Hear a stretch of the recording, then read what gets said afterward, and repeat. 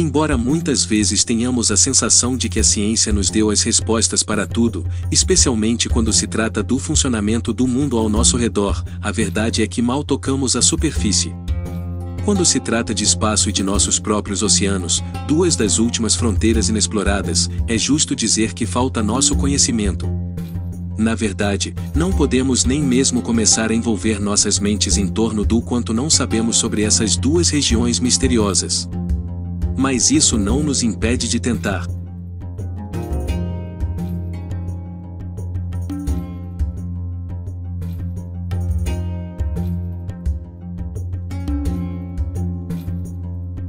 Pesquisadores subaquáticos da Fundação de Arqueologia Marítima descobriram o que parece ser o mais antigo estaleiro de construção naval, conhecido pela ciência. A descoberta é relatada no site do Centro Oceanográfico Nacional em Southampton, Reino Unido. O estudo foi realizado na costa da ilha de Wight. Arqueólogos subaquáticos descobriram os restos de uma plataforma de madeira feita pelo homem. A análise mostrou que a idade deste objeto é de cerca de 8.000 anos. Ou seja, este estaleiro, como os cientistas o chamam, foi construído por pessoas da Idade da Pedra. Eles provavelmente fizeram barcos nele. A propósito, o estaleiro mais antigo foi considerado ter cerca de 5.500 anos. Harry Momber, chefe da Fundação Arqueológica Marinha, disse: neste local, encontramos muitas evidências da existência de tecnologias que se acredita terem aparecido apenas alguns milênios depois. Em particular, a tecnologia avançada de processamento de madeira foi aplicada aqui. Este objeto destaca a importância da arqueologia marítima na compreensão do desenvolvimento de nossa civilização. O antigo estaleiro está localizado a uma profundidade de 11 metros. Mas há 8.000 anos era terra seca coberta de vegetação. É provável que a ilha de Wight fosse então parte da Europa continental. O objeto foi percebido pela primeira vez em 2005. No entanto, só agora os pesquisadores desenvolveram tecnologias que permitiram estudá-lo em detalhes e criar um modelo tridimensional da paisagem antiga deste território e do próprio canteiro de obras. É simplesmente incrível que as pessoas da Idade da Pedra soubessem fazer barcos e, além disso, construíssem estaleiros.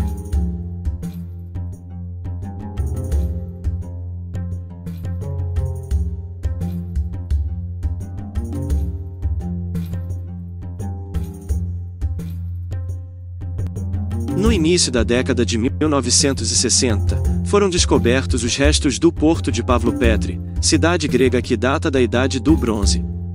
Desde então, vários estudos foram realizados para desvendar os segredos que estão escondidos sob as águas.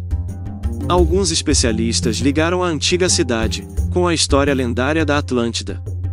Nicholas Fleming, do Instituto de Oceanografia da Universidade de Southampton, foi o responsável pela descoberta dos restos desse assentamento em 1962. Ele está localizado na região do Peloponeso, no sul da Grécia, perto de uma pequena cidade chamada Pavlopetri.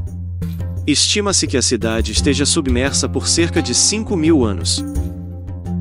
Outro fato interessante sobre esta cidade subaquática é que ela está localizada a poucos metros de profundidade, o que facilita muito o estudo. Acreditar que seja a cidade subaquática planejada seja a mais antiga conhecida até hoje.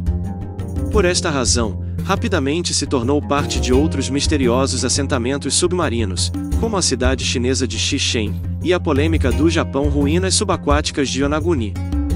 Diferentes equipes tentam resolver os mistérios antes de Fleming encontrar a cidade de Pavlopetri. Um geólogo chamado Falcon Negris teria conseguido identificar a cidade em 1904.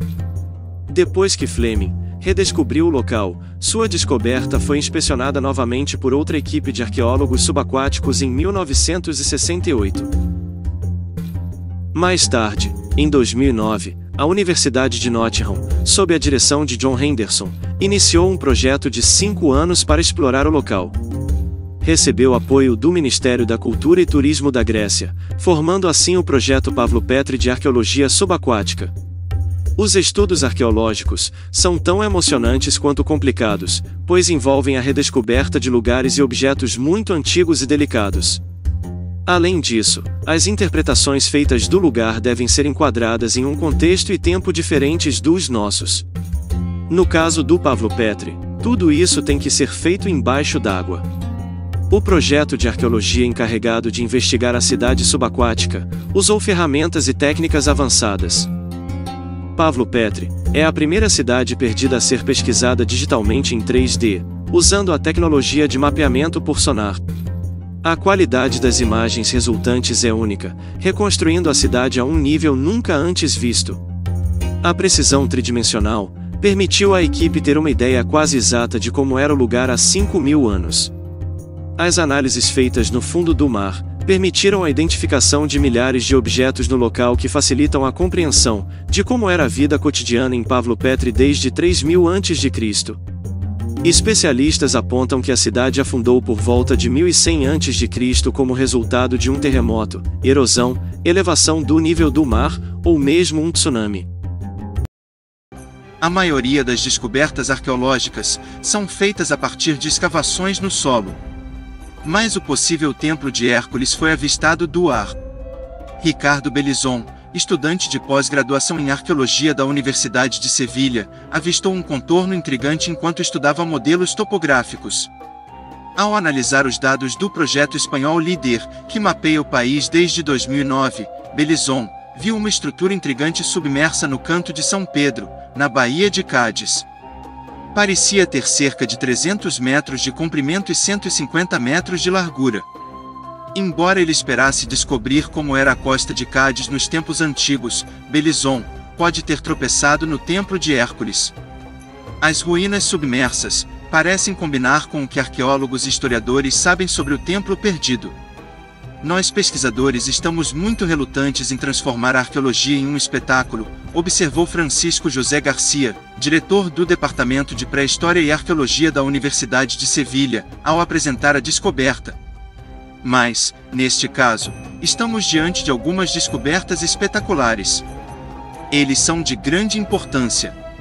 Os pesquisadores acreditam que o litoral parecia diferente há milhares de anos.